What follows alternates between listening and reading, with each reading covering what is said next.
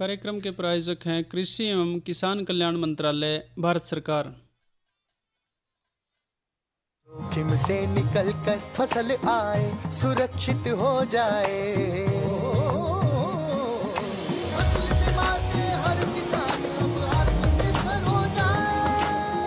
संकट के समय प्रधानमंत्री फसल बीमा योजना किसानों के लिए वरदान है। अब सूखा पड़े या बाढ़ आ जाए कोई डर नहीं, अब ओले पड़े या कीट पतंगे फसल खा जाए कोई फिक्र नहीं, क्योंकि हमने लिया है प्रधानमंत्री फसल बीमा। बुआई से फसल कटाई तक हर जोखिम का दावा, न्यूनतम प्रीमियम पर अधिकतम भुगतान का वादा। योजना से हर साल जुड़ रहे हैं 5 करोड़ से ज्यादा किसान। अब आपकी है बारी। नजदीकी कृषि कार्यालय, सहकारी समिति, बैंक शाखा, अधिकृत बीमा कंपनी या जन सेवा केंद्र में स्वेच्छा से करा सकते हैं पंजीकरण। फसल बीमा पोर्टल या फसल बीमा ऐप द्वारा भी कराया जा सकता है पंजीकरण। प्रधानमंत्री फसल बीमा योजना, आपकी फसलों का संपूर्ण सुरक्षा कवच। कृषि एवं किसान कल्याण मंत्रालय, भारत सरकार।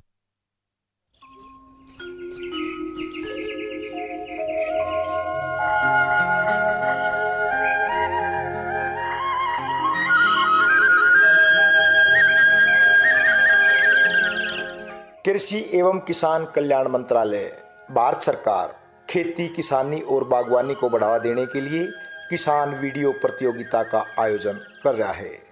किसान भागीदारी प्राथमिकता हमारी। इस दौरान देश भर से किसानों से वीडियो आमंत्रित करे जाएं। आज़ादी के अमृत महोत्सव, प्रगतिशील भारत के 75 साल और किसानों के गौरवशाली इतिहास और उनकी उपलब्धियों के प्रदर्शन के लिए किसान वीडियो प्रतियोगिता कृषि एवं किसान कल्याण मंत्रालय द्वारा 3 श्रेणियां में किसान और उसकी आमदनी में बढ़ोतरी की कामयाबी की कहानियां, किसानों द्वारा अपनाई गई नई तकनीक से प्राप्त उच्च उत्पादकता, किसानों को कृषि मंत्रालय की योजनाओं द्वारा मिला हुआ लाभ। ये वीडियो आप 15 जून से 8 जुलाई 2022 तक बेच सके हैं, जिसमें पहला इनाम 11,000 रुपये, दूसरा 5,000 रुपये और तीसरा 3,000 रुपये। प्रतियोगिता में भाग लेने वाले सारे किसान भाइयों ने ई प्रमाण पत्र दिया जाएगा। किसान अपने वीडियो एक या सारी श्रेणियां में बेच सके हैं। किसान वीडियो प्रतियोगिता के प्रतिभागी किसान अपनी वीडियोज innovateindia.mygov.in पे अपलोड कर सके हैं। खेती, किसानी और बागवानी को बढ़ावा देने के लिए कृषि एवं किसान कल्याण मंत्रालय द्वारा आयोजित किसान वीडियो प्रतियोगिता में ज़्यादा से ज़्यादा किसान भाग लें और इस आयोजन को सफल बनावें।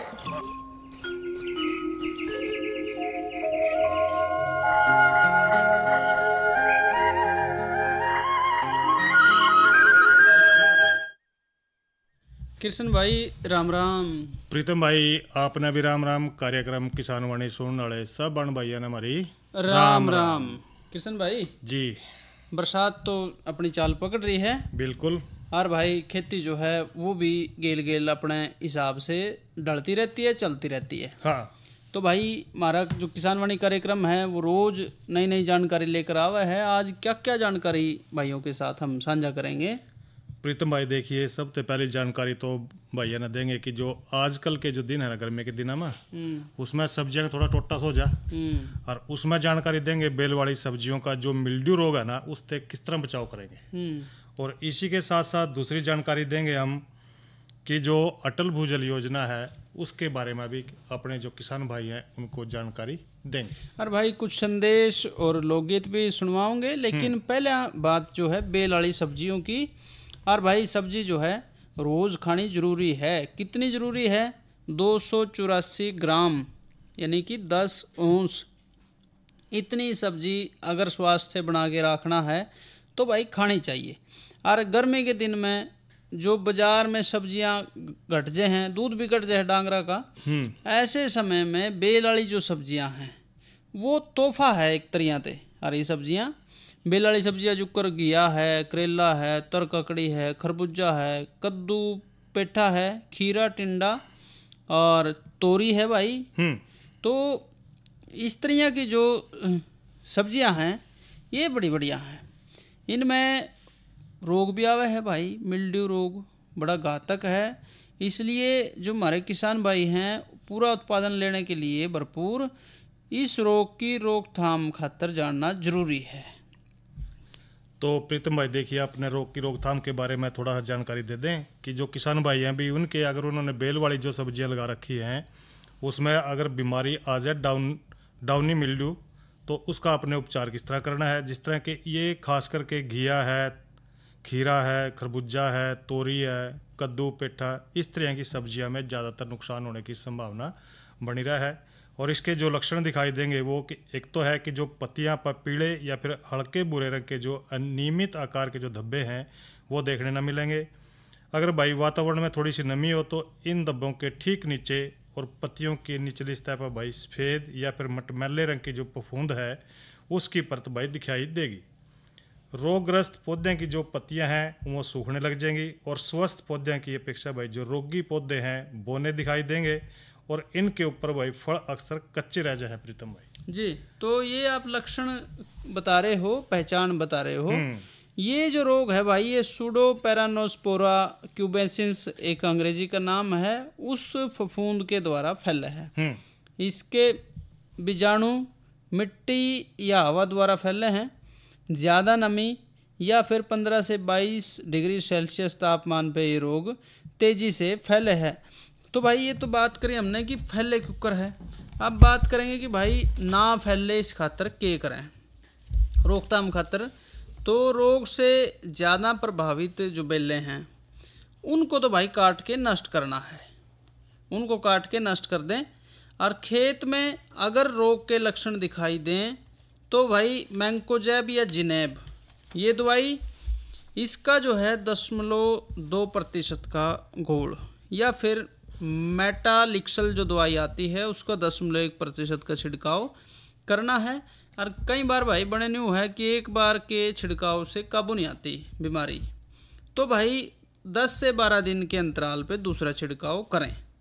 और भाई एक ही खेत में रोकथाम की अगर बात करें कृष्ण भाई, तो बार बार जो है बेल वाली सब्जियां एक ही खेत में ना लगाएं, उसको अदल बदल के ले लें, यानी कि एक किले में दूसरी और दूसरे में दूसरी। हाँ, फसल चक्कर बना रहे तो ये उसमें कर सके हैं।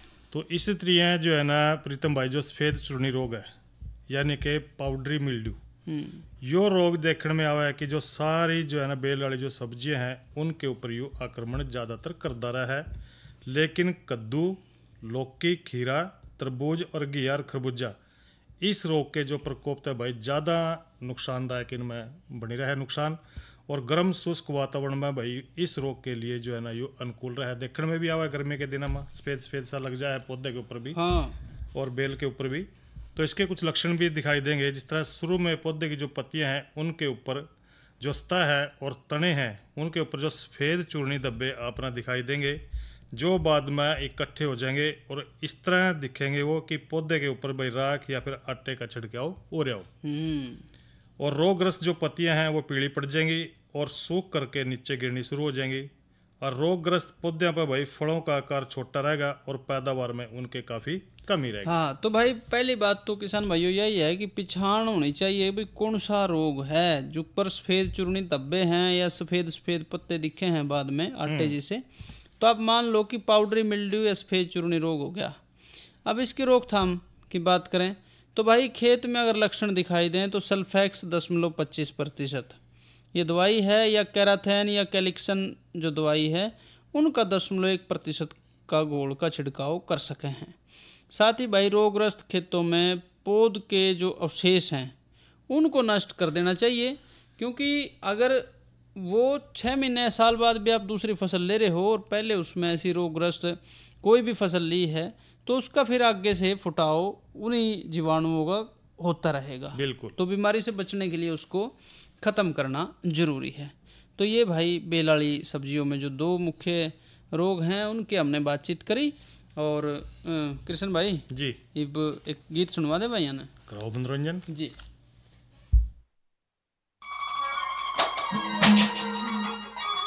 बाग जलाने में आके बढ़ गया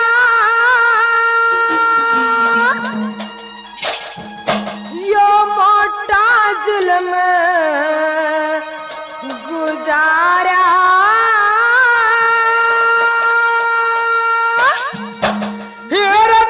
अखबार के रे कुछ ना ले जा थारा। बाग जनाने में आगा बढ़ गया यो मोटा जुल्म गुजारा। देखभाल के चलिया जाना कुछ ना ले जा थारा। बाग जनाने में आगा बढ़ गया यो मोटा जुल्म गुजारा। देखभाल के चलिया जाना कुछ ना ले जा थारा रे। देखभाल के चलिया जाना कुछ ना ले जा थारा।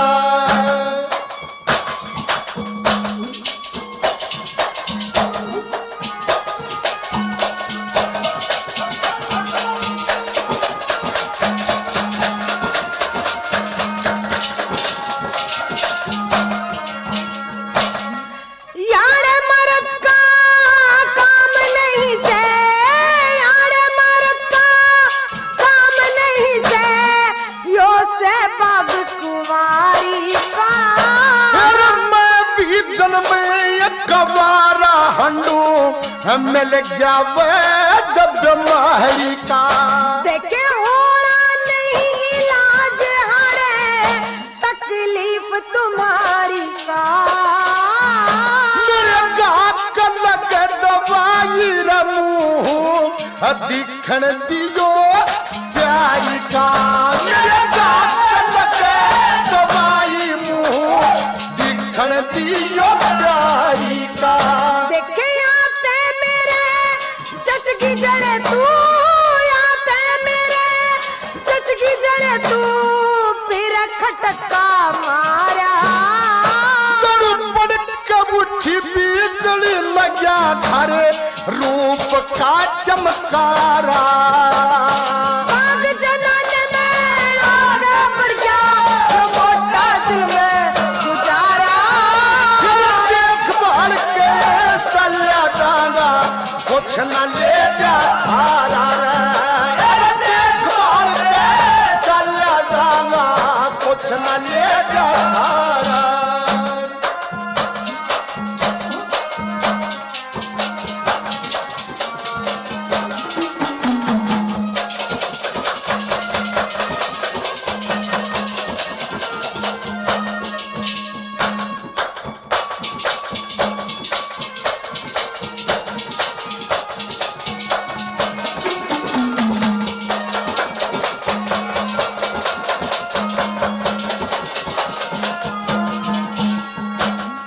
परदेसी महाराजा का, परदेसी महाराजा का, यो से बाग जनाना।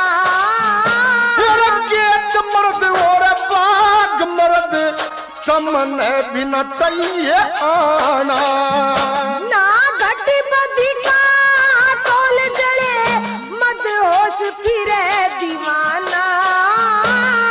थारे रूप ने पागल कर दिया न नाका लगा न सन्ना रे।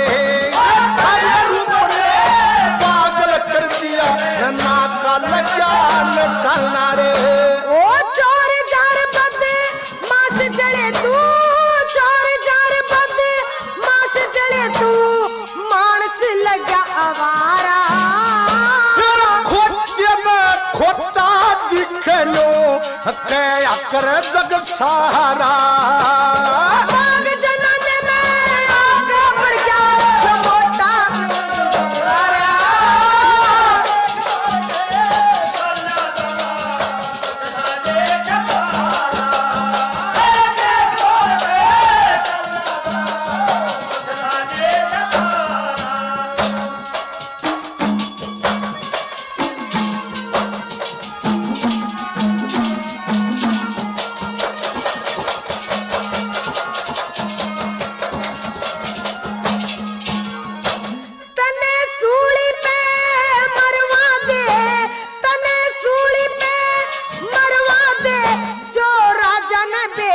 पट जा आप कत्ल करावे देगी तू दूर पर न हट जा। देखे इन बातों में केले गयाड़े कीर ढोबरा बट जा जो थारे बाग में ठहर जा तके कहो आपका घट जा। जो थारे बाग में ठहर जा तके कहो आपका घट जा। ओ बागाते जा बाहर लिकड़ क्यों, बागाते जा बाहर लिकड़ क्यों, इतना जोर जमारा थारे कमरे को थिर बाग चला पे हो रे स्वर्ग रे किनारा। ओ बाग जलाने में आगे बढ़ गया जो मोटा जुल्म गुजारा। देख भाल के चलिया जाना कुछ न ले जा थारा रे। अरे देख भाल के चलिया जाना कुछ न ले जा थारा।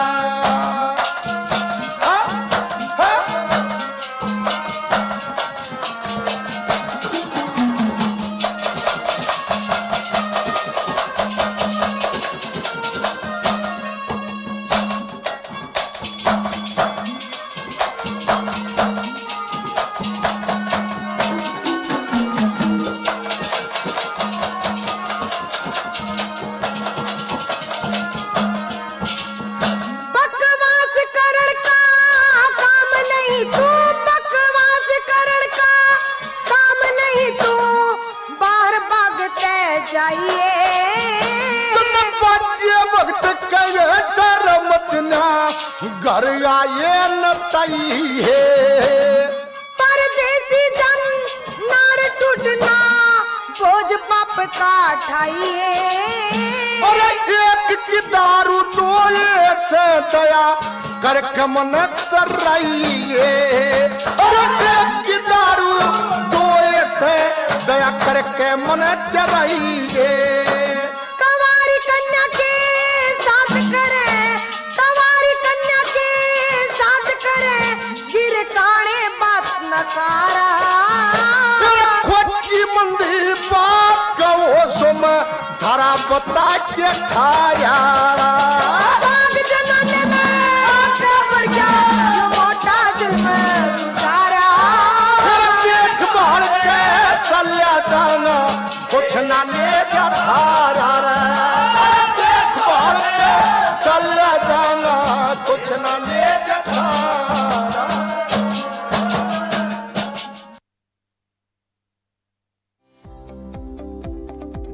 कृषि के क्षेत्र में हरियाणा की अपनी खास पहचान है। गेहूं और धान की खेती के लिए ये राज्य प्रसिद्ध है, परंतु अब यहाँ के मेहनती किसान परंपरागत खेती की जगह नई फसलों को भी अपना रहे हैं। धान की फसल सिंचाई के पानी की अत्यधिक खपत करती है, जबकि पानी की उपलब्धता एक कठिन चुनौती बनती जा रही है। इसलिए आवश्यक है कि धान के क्षेत्र को क्रमशः कम करते हुए पानी की कम खपत करने वाली फसलों को जगह दी जाए। भारत सरकार की महत्वाकांक्षी राष्ट्रीय कृषि विकास योजना के फसल विविधीकरण कार्यक्रम के तहत किसानों को धान की जगह वैकल्पिक फसलें उगाने के लिए प्रोत्साहित किया जा रहा है। इस प्रयास को आगे बढ़ाते हुए हरियाणा राज्य सरकार ने मेरा पानी मेरी विरासत नामक एक अभिनव और प्रभावी योजना लागू की है। इसके अंतर्गत धान की जगह वैकल्पिक फसलें उगाने वाले किसानों को 7,000 रुपए प्रति एकड़ की दर से प्रोत्साहन राशि दी जाती है। हरियाणा सरकार के संगठित प्रयासों और किसानों के सहयोग से वर्ष खरीफ 2020 व 2021 में कुल लगभग 1,16,000 एकड़ क्षेत्र में धान की जगह वैकल्पिक फसलें उगाई गयी। इसके लिए किसानों को 76 करोड़ रुपए प्रोत्साहन राशि के रूप में दिए गए। फसल विविधीकरण के प्रयासों से वर्ष 2019-20 से 2021-22 के बीच धान के कुल क्षेत्र में लगभग 10% की कमी आई है। राज्य सरकार द्वारा एक अन्य प्रभावी योजना भी चलाई जा रही है, जिसके तहत धान की सीधी बुआई की जाती है। खरीफ 2021 के दौरान लगभग 17,000 एकड़ में धान की सीधी बुआई के लिए 8,627 किसानों को लगभग 9 करोड़ की प्रोत्साहन राशि राष्ट्रीय कृषि विकास योजना के अंतर्गत दी गई। इस वर्ष 1 लाख एकड़ का लक्ष्य रखा गया है। खरीफ 2021 के दौरान एक अन्य विविधीकरण स्कीम के तहत लगभग 34,000 एकड़ क्षेत्र में 22,000 किसानों ने दलहन तिलहन की खेती की। और उन्हें 4,000 रुपए प्रति एकड़ की दर से लगभग 14 करोड़ रुपए की प्रोत्साहन राशि दी गई। गत वर्ष की तुलना में 2021-22 के दौरान दालों के क्षेत्र में करीब 40% तथा तिलहन में 11% की बढ़ोतरी हुई।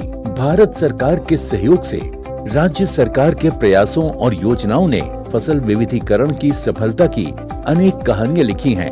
ऐसी ही एक कहानी है कैथल जिले की उप तहसील सीवन की। यहाँ के किसान धान और गेहूं की जगह खरबूजा, खीरा और टिंडा उगाकर उन्नति की नई राह पर आगे बढ़ रहे हैं। हमारे यहाँ पे स्कीम आई है सरकार की तरफ से, मेरी पानी मेरी विरासत। उसके तहत हमने धान और गेहूं को छोड़ के हमने तरबूज, खरबूजे, खीरे, टिंडे की खेती करनी शुरू की है और उसमें इंटरक्रॉप के रूप में हम मकई ले रहे हैं, जिसमें पानी की खपत काफ़ी कम हो गई है। 25% पानी में हम ये सारी फसलें ले लेते हैं और हमें सरकार की तरफ से इसमें सहायता मिल रही है 7,000 रुपये पर एकड़ की। और साथ में हमें और भी मुनाफा हो रहा है फसल में, हम 25 से 30% एक्स्ट्रा कमा पा रहे हैं, जो 25-30 हज़ार रुपये पर एकड़ बनता है।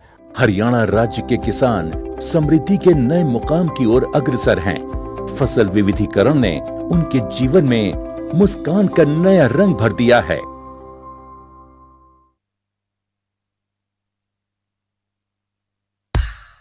किसान भागीदारी प्राथमिकता हमारी। इस अभियान के दौरान देश भर से किसानों के वीडियो आमंत्रित। प्रगतिशील भारत के 75 साल और किसानों के गौरवशाली इतिहास और उनकी उपलब्धियों का प्रदर्शन किसान वीडियो प्रतियोगिता द्वारा। कृषि मंत्रालय द्वारा वीडियो प्रतियोगिता का आयोजन 3 श्रेणियों में। पहला, किसानों और उनकी आय में वृद्धि की सफलता की कहानियां। दूसरा, किसानों द्वारा अपनाई गई नवीन पद्धतियों के परिणाम स्वरूप प्राप्त उच्च उत्पादकता। तीसरा, किसानों को कृषि मंत्रालय की योजनाओं द्वारा प्राप्त लाभ। वीडियो भेजने की तिथि 15 जून 2022 से 8 जुलाई 2022 तक। पहला पुरस्कार 11,000, दूसरा पुरस्कार 5,000, तीसरा पुरस्कार 3,000। सभी प्रतिभागियों को मिलेगा एक प्रमाण पत्र। इच्छुक किसान अपने वीडियो किसी एक या सभी श्रेणियों में भेज सकते हैं। कृषि गतिविधियों को प्रोत्साहन हेतु कृषि मंत्रालय द्वारा आयोजित किसान वीडियो प्रतियोगिता में अधिक से अधिक संख्या में भाग लें और आयोजन को सफल बनाएं। तो भाई लोकगीत आप सुन रहे थे। भाग जनाने में रणबीर सिंह और सरिता चौधरी की आवाज़ें थी। आगे चर्चा करेंगे, लेकिन पहले बात मौसम की। मौसम जो है, अधिकतम जो तापमान रहा वो 35, न्यूनतम 28। कल अधिकतम 34 और न्यूनतम 28। बारिश की संभावना है भाई पूरी। और भाई कहीं कहीं जो है चेतावनी भी है कि भाई तेज़ बरसात जो है वो हो सकती है, काफ़ी तेज़ भी हो सकती है। तो उसी हिसाब से भाई ख्याल रखें। खासकर उत्तर हरियाणा में खबर यही आ रही थी कि तेज़ बरसात की कल संभावना है। ऐसे ही भाई कल का जो हमारा किसान वाणी कार्यक्रम रहेगा उसमें गन्ना फसल की देखभाल, इस विषय पर चर्चा करेंगे। साथ ही मनरेगा जो योजना है उस पर भी हम कल बातचीत करेंगे। और आज की जो हमारी अगली बातचीत है वो है अटल भूजल योजना। प्रीतम भाई देखिए, आप जिक्र कर रहे हैं कि भाई अटल भूजल योजना क्या है। जो अटल भूजल योजना है वो प्रधानमंत्री नरेंद्र मोदी द्वारा जो है ना, पूर्व प्रधानमंत्री जो थे अपने देश के अटल बिहारी वाजपेयी जी, उनकी जो 95वीं जयंती थी ना, उसके ऊपर 25 दिसंबर 2019 को शुरू करी गई अटल भूजल योजना। और इसमें जो है ना भूजल का प्रबंध योजना है, यानी कि जो पानी है धरती के अंदर उसका हमने प्रबंध करना है। और इस योजना का जो उद्देश्य है वो है भारत के जो 7 राज्य हैं उनके अंदर जो भूजल प्रबंधन में सुधार करना है। भारत में भी वही कई क्षेत्र ऐसे हैं जहाँ जल का जो स्तर है काफ़ी नीचे तक चला गया, और जिस कारण जो देश के कई भागों में जो जल संकट है भाई वो बन गया। और इस योजना के माध्यम से जो भूजल है उसका प्रबंध करा जाना बहुत जरूरी है। और भाई जो से प्राथमिकता वाले 7 राज्य जिनका कृष्ण भाई जिक्र कर रहे हैं उनमें गुजरात है, हरियाणा, कर्नाटक, मध्य प्रदेश, महाराष्ट्र, राजस्थान और उत्तर प्रदेश। उसमें जन भागीदारी की जरूरत है ताकि जो धरती का जल है उसके प्रबंधन में सुधार लाया जा सके। इस योजना के कार्यान्वयन खातिर इन राज्यों के 78 जिलों में लगभग 8,350 ग्राम पंचायतों को लाभ मिलने की उम्मीद है। और ये जो योजना है मांग पक्ष प्रबंधन पे प्राथमिक रूप से ध्यान देने का है। इसमें उद्देश्य और ग्राम पंचायतों में की मदद से भूजल प्रबंधन ये इसमें बड़ा जरूरी है। तो संस्थागत मजबूती और अक्षमता निर्माण अगर होगी तो कई स्तरों पे भूजल की प्रबंधन हो सकेगा। इसमें जो भी इसके हितधारक हैं उनमें अक्षमता निर्माण और भूजल निगरानी नेटवर्क में सुधार खातर संस्थागत मजबूती से भूजल डेटा भंडारण, विनिमय, विश्लेषण और विस्तार को बढ़ावा देना, ये उसका काम है। सूक्ष्म सिंचाई को बढ़ावा देना, फसल विविधता, विद्युत फीडर विलंघन आदि जैसे जो मांग पक्ष के उपाय हैं उस पर ध्यान देना। भारत सरकार और राज्य सरकारों की अलग अलग मौजूदा और नई योजना, उनके बीच में समन्वय रखना, और जो वास्तविक जल प्रबंधन है या उन्नत तरीके हैं या पंचायत स्तर पे जो सामुदायिक नेतृत्व है उसके तहत जल सुरक्षा योजनाओं को तैयार करना, ये इसका मुख्य उद्देश्य है। और प्रीतम भाई देखिए, जो देश का हर जो एक घर तक जो है ना पीने के जो स्वच्छ जल है उसको भी देखो ध्यान में रखना है कि भाई सभी को पानी जो है ना पीना है और स्वच्छ पीना है। इस कार्य के लिए भी भाई इस योजना को जो है ना अमली जामा पहनाया गया। देश में निरंतर घटता जा रहा है भूजल, इस समस्या से निपटने के लिए केंद्र सरकार ने भाई अटल भूजल योजना का शुभारंभ किया।